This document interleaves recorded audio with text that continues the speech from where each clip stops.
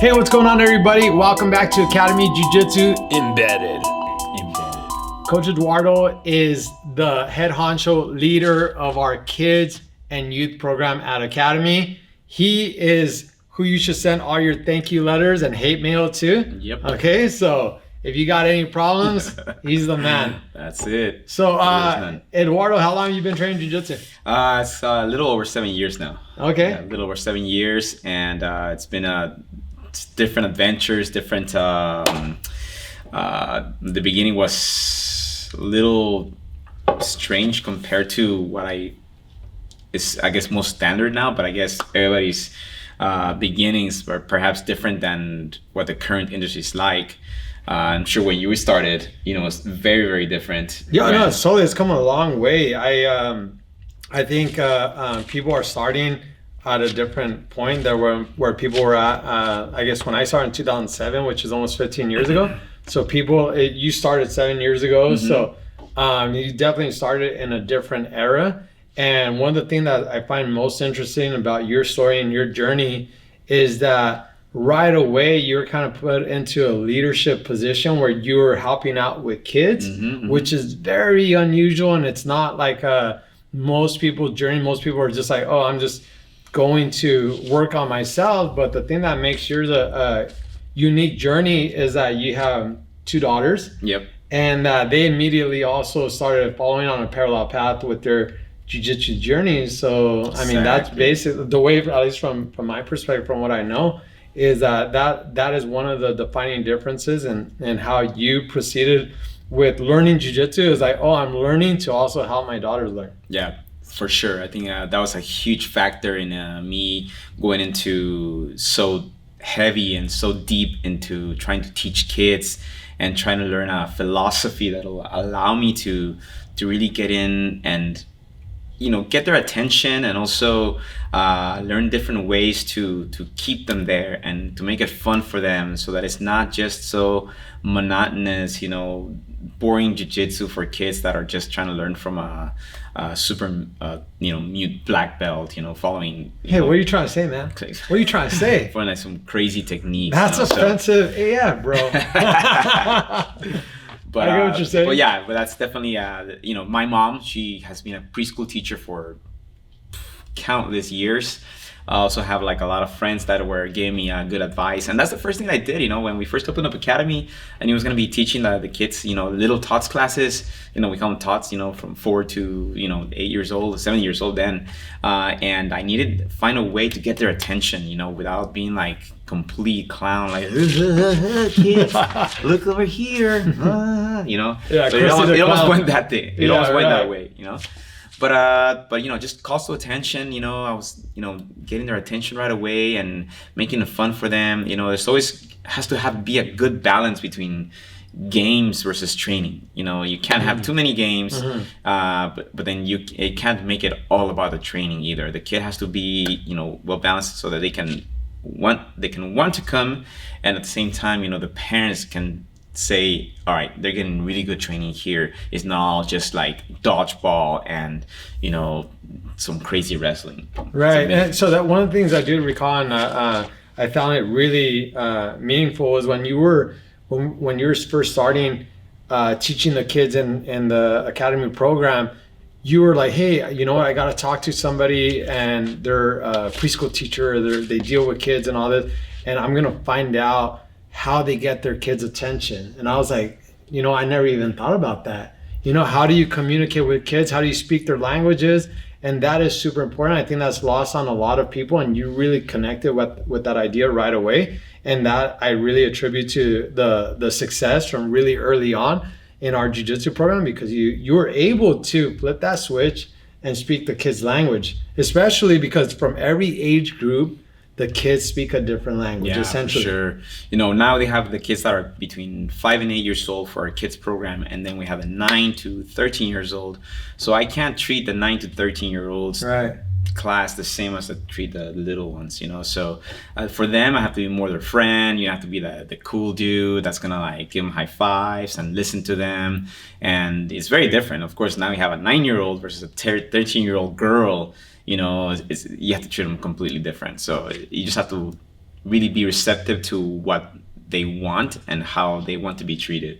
Totally, yeah. I mean, and even then, like you brought up gender, right? Because like girls develop faster than boys, right? So like a 13-year-old girl is, preteen is kind of light years ahead of the 13-year-old boy who might be able to hang out with a 10-year-old boy. Yeah. And the 13-year-old girl is borderline and might herself feel like more comparable to some 15-year-old friends and some of that, especially right now, people really seem to grow up really fast. But that's something that I really noticed early on, is just your ability to communicate and to really push these kids and all that. So with that, right, we get into pushing these kids.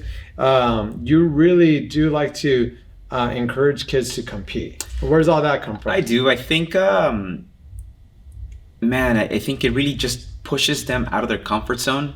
I think me growing up as a kid, I really didn't have that instilled in me. I wasn't really pushed too much out of my comfort zone, and I think towards my teenage years, it really did reflect on the path that I was taking, because I was just kind of always wanted to stay in my comfort zone. That's what it was. I didn't really want to go out, or like, even get me to drive on the freeway. It was a little scary or whatever else. So I think we have to push our kids, to make that step, to make that little leap, so that they can feel comfortable in situations where they might feel a little nervous, so they can know how to deal with that little nervous tick. And my kids tell me, I feel nervous. I'm like, that's fine. It's normal. I feel nervous, whenever I compete too, but I have to overcome that. Right. Once you step on the mat, you start fighting, it goes away, and then you want to fight again. That's so like getting comfortable with the uncomfortable.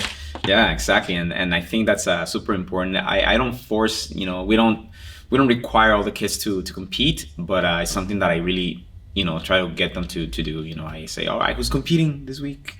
Or who wants to compete, and then if you're not competing, like, oh, I think you'd be really good. Yeah, right. And I think it ends up being the idea of it's like the saying, like you're the sum of the 5 peers. I always think like that. You're the sum of the 5 peers you hang out with the most, right? In jiu-jitsu, the equivalent is you're the sum of the 5 people you train with the most, right? So especially in your kids program, which is very competitive and hard, it's really driven really hard, right? Most of the kids like to compete and they enjoy competing. So what ends up happening, even the non-competitor is brought up by that. And then they go like, hey, they're competing and they're my peers, and that really encourages the rest to compete as well too. Even without, we're definitely not one of those programs where like, oh, in order for you to get your next bout, you have to compete. That's not the way we do things at Academy, because it's every person is different, and there's something genuinely productive that happens in somebody when they go, hey, I'm making that decision. Of course. Yeah, absolutely. And I think, there's been like a lot of success stories, where, there's this kid who is just super shy, doesn't like to get into, entanglements, or like never does a takedown, and they finally are able to compete. Maybe they'll lose their first 2 competitions, not win a single fight, but they'll keep coming in and fighting and training, and then they'll get their medal, and that's I give that to the parents too, because they don't lose faith. They don't lose faith in their kids. They don't lose faith on the program, the instructors, the academy, and they not only bring them to the academy so they can be with other kids, especially during the pandemic times. This is all they had. Pandemic time, this is like the only time that they could bring their kids, to be around other kids, because schools were so, spaced out and, not able to really interact for a little while.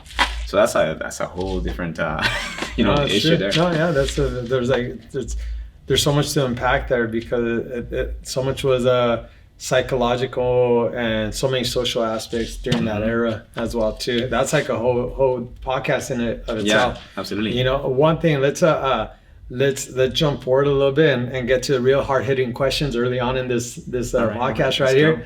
What's it like being an Academy Jiu-Jitsu brown belt under Hector Beltran? Give it to me. You're like, yeah, I'm hard on you. I'm hard on Eduardo, and I want some of the folks to get a little bit of an idea. What's that? 4 words.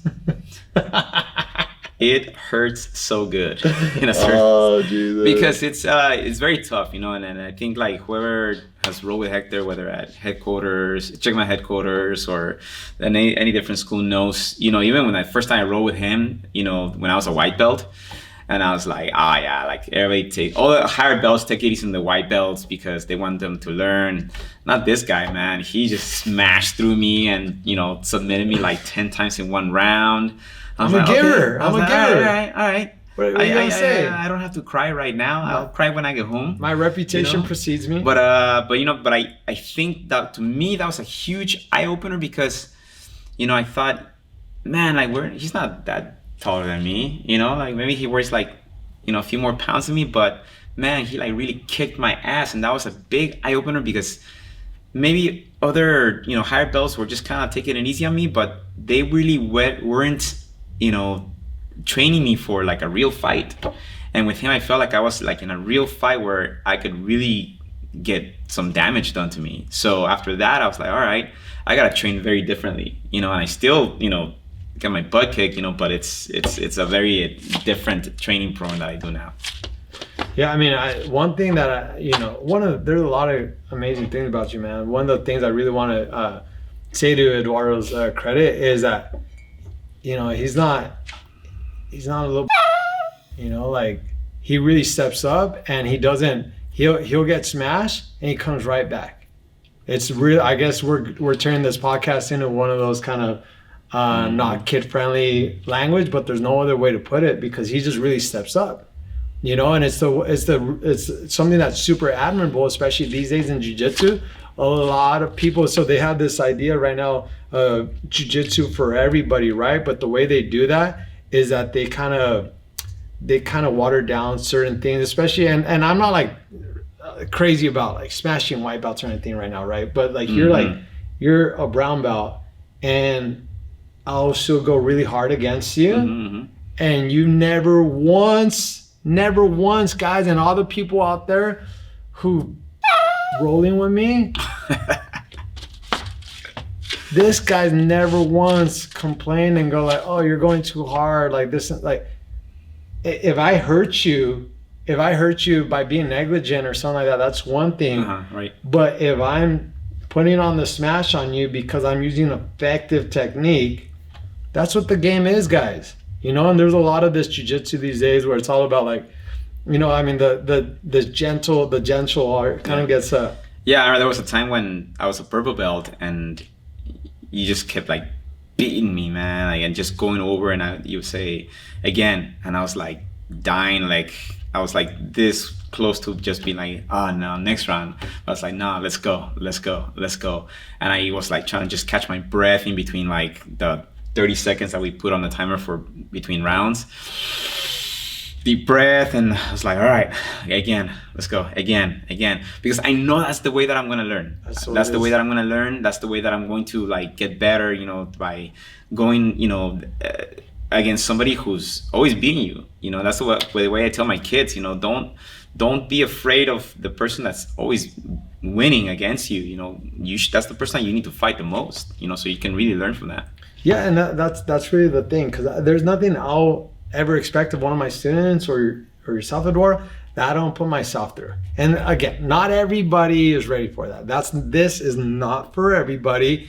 But if you want to be a leader, how can I expect you to get to that black belt level to coach somebody out of the most horrible position for a bunch of minutes where someone's not going to let up if you yourself have not been there over and over and over again? And it's kind of the way in that same way where like pilots have to build up how many hours, right, they have in the sky.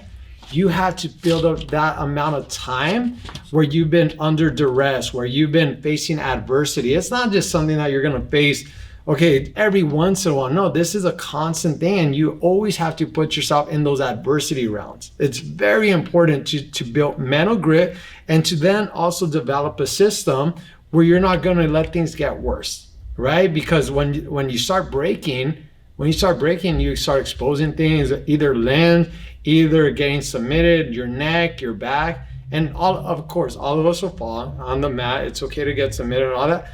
But the idea is just every time to get a little bit better, a little bit tougher, a little bit more mentally strong. You know, so as you develop, so now it becomes a thing where I watch you roll out Checkmat headquarters, and like, dude, Eduardo's getting good. Then the hours of adversity have added up. I'll see you roll with a higher belt. I see you roll with really tough people. You may be in a bad position, and then those hours start to show because you're in a bad position, but then you're always dangerous. And this is one thing that people would always tell me. They're like, man, I know I may be up and I may be winning you, but you're always dangerous. That's where you want to be, guys. You don't want to be like, oh, you're just going to be mighty and powerful when you're in a good position. No, you need to always be dangerous. You could be behind 40-0. You could be in the worst position, but you never stop fighting. You're always the idea is to always be dangerous. Always be in a position mentally where you could throw that Hail Mary. Absolutely, and I think recently I've been getting a lot of, I'm not sure if they're compliments or not, but where they put me in a really bad position where they're take my back, or they'll have me in a submission position where they haven't been able to submit me as easy, and they'll say, man, like, you just have that, you know, it's impossible to submit you because you've been training with Hector for so much, and I'm sure he's taking your back so many times, and you're just like defending it, staying super tight, and that's what it is, you know. Like it's difficult to. It's been getting more difficult to submit me because of that training, you know, like that, what do you call it? Adversity training, where you just get put in a bad spot and you're just trying to survive, you know, like you block every single inch, you know, that they want to take to, you know, to strangle you or to take that arm, you know, kimura, arm bar, etc. And, you know, I've been getting just really, really fast at, you know, canceling all that stuff out. Exactly, defending. And you know, in a self-defense situation, that's exactly what you want to do first. You know, attacking is a little bit very different, but you want to, you know, at least survive, you know, until somebody comes and helps.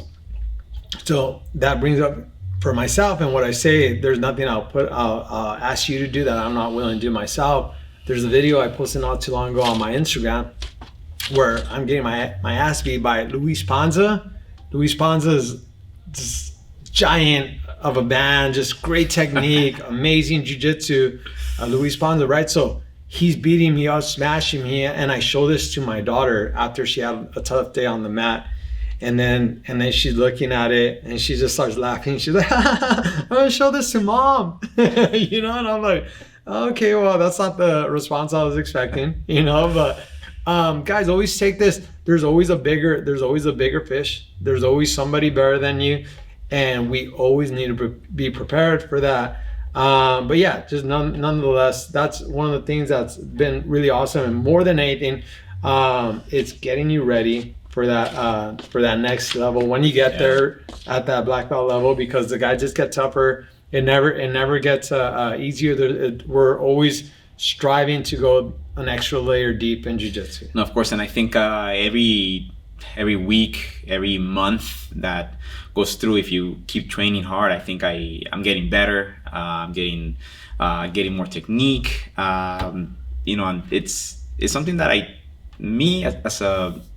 at my age, you know, I'm 42 now. I don't expect to try to compete at the top level, but this is something that I'm taking every single, you know, day, you know, of learning, so I can pass it on. You know, not only to my own girls, you know, but also to all the kids that I coach at Academy. So, you know, every time I go, you know, to Professor Hector's class, Professor Mateo's class, you know, Coach Garrett, you know, I'm just kind of like taking it all in so that I can pass it on, you know, to the next generation. So that's another thing. So super cool. Right there, Eduardo just started bringing up all the places he's training, everything he's doing. He's in this room. He's going to Checkmat HQ. He's training at which all of our students are allowed to go and visit every Friday, guys. So you're putting a bunch of mat hours in, and that's one thing that's super incredible. Tell us a little bit about your background. What else do you do, so that everyone at home could get a reference of how busy your schedule is? Yeah. So I also have a couple other businesses. One of them is IT consulting. I do networks, computer repair, printers, and then the other business was a marketing business. So I did website design, graphic design. So things were still are very, very busy. I still handling all those different things, but I think there's always, I think in life there's different transitions that people do, and right now my transitional phase is jiu-jitsu. Who knows what be next one? Maybe karate. Yeah, why not? Why not? So, but yeah, man, I think keep grinding every single day. Get up. Get some coffee if you're an adult. Kids, stay away from the coffee. But make some friends, meet new people, travel. Make sure you live your life to the fullest. And that means train jiu-jitsu for you. So so you've been coming in this room, expanding your horizons with the leg lock game that Coach Garrett is teaching. Yes. Who was just on the last podcast interview. So as far as the leg lock game and your development, how's that going now? It's great, man. Today there's just like everybody has like good days, bad days. Today I had a great day where everything just kind of like clicked, and I was just getting in there. Just the entries were great. What are you guys working on today? Today we're going Ashi entries, and then second half of the class we're going into K-guard. Okay. So so much, man. The way I tell people is like, we're trying to cover a huge encyclopedia this thick, and it's so much. I'm just trying to like get 1% of it 100 correctly. So the rest of it I'm working on little by little, and it's just that's why it takes so long, and it's just incredible journey. So something that I want my kids to learn. I want my all my friends to learn, and but you can't you can only take a horse to water. That's about it. Yeah. Awesome, man. So is there anything specific? There is one thing, right? Like, so if I'm a parent of going back to our kids program that you lead, if I'm a parent, what kind of advice can you give to me that's going to help me help direct my child? Because I know for some parents that don't have any background in jiu-jitsu, Brazilian jiu-jitsu, no-gi jiu-jitsu, whatever it is their kids are focusing on. What is it that you could kind of recommend to parents to try to get the most out of the experience for them? I think and their kids. There's quite a few different things, but what I see that a lot of parents struggle with is sometimes just bringing them in, because they'll get home from school, they'll get on their tablets or start watching TV, and then it's hard to get them out of there. So I struggle with that. Yeah. Too. So once they're home from school, just have them, I don't know, work on drawing or something like that, something that is not gonna really, keep them too much. Take them into academy or any jiu-jitsu school, and have them just really enjoy that time. Let them know that it's gonna be a long process, meaning that you're not gonna expect for them to be, black belts, from 1 month to the other. It's a really long process for them to learn even the simplest takedown, and that's just been the journey for many kids, and now kids with us that have been with us for about 3 years, they're starting to really flourish and win competitions and really master certain things, but they still have a long way to go. Mm-hmm. So be patient with them. It's going to be a long journey. Keep bringing them in, definitely get some breaks. I had a parent tell me today, hey, you know what, we took a week off, just as a little break, mental break. I was like, perfect. A little breather. Yeah, a little breather is awesome. A day or two, and then get back to training. We want them to enjoy it as well. Mm-hmm. Yeah, absolutely. Yeah, and if I were to add to that, on top of that, I would say try to focus on being their biggest cheerleader, because for kids, especially anybody, right? If we had, say for instance, if I had my wife watching me do jiu-jitsu and I was learning something in a class that is outside of my realm of expertise, and my wife was there, I would probably be nervous and be way more in my head and not enjoying it. And if my wife afterwards told me, wow, you're pretty terrible at that position, I would or whatever her critique was might hit me. She could even be like, huh, so that's not really your thing, huh?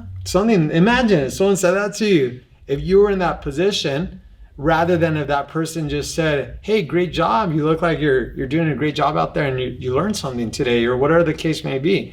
You know, you want to really focus on trying to be their biggest cheerleader, because they're a lot of these kids are there just for you, right? Some of them really love jiu-jitsu and they're gonna beg you to take them to jiu-jitsu, and some other kids, when they're just starting the journey and every single day is a struggle because there's just so much to learn, right? You know, and you're the one, you know, really, hey, do this and stick with it, because it's going to teach you some amazing life lessons. You're going to get something extraordinary out of this process, which is absolutely true, you know, but you should really focus on trying to be their biggest cheerleader. Of course. And don't make excuses for them.